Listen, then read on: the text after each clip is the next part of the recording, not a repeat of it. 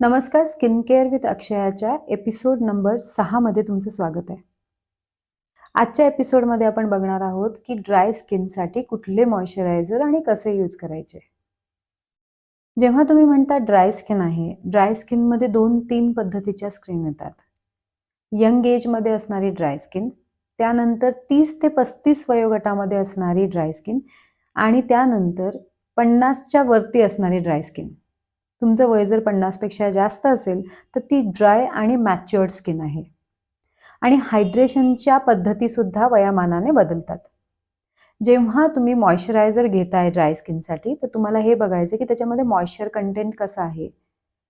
त्या मॉइश्चरायझरमध्ये cocoa butter, coconut milk अशा गोष्टी असणं गरजेचं आहे.